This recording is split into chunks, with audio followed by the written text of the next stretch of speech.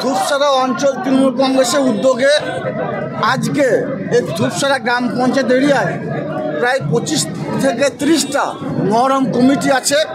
তাদের সকলকে উদ্বুদ্ধ করার জন্য ধূপসারা অঞ্চল তৃণমূল কংগ্রেস কমিটির এই প্রয়াস, তাদের এই প্রয়াসকে আমি সাধুবাদ জানাচ্ছি। এবং এখানে ত্রিস্তর গ্রাম পঞ্চায়েত উত্তীর্ণ সমস্ত জনপ্রতিনিধি এবং এই অঞ্চলে যা ধারক বাহক তারা সকলে উপস্থিত আছে।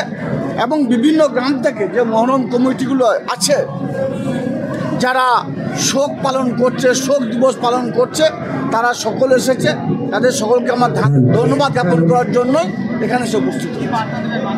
বার্তা এটাই দেবো যে ইমাম হুসেন, ইমাম হাসান সারা বিশ্বের শান্তি প্রতিষ্ঠার জন্য, সারা বিশ্বের ইসলাম ধর্মকে প্রতিষ্ঠা করার জন্য, সারা বিশ্বের সমস্ত সম্পদের মানুষের প্রতি তিনি যে বার্তা দিয়ে গেছেন, যে আমাদের মধ্যে সম্প্রীতির একটা বাতাবরণ তৈরি করার বার্তা দিয়ে গেছেন, সেটা আমাদের অক্ষুণ্ণ রাখতে হবে।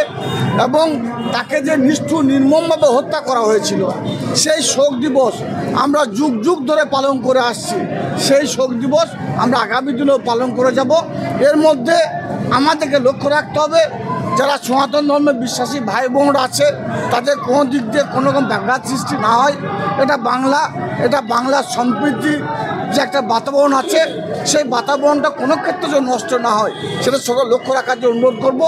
সকলে আজকের এই বিশেষ দিনটা পালন করুন, উপবাস করুন, যারা ক্ষুধার্ত তাদের খাবার দিন এবং শান্তির সঙ্গে এই দিনটা পালন করুন।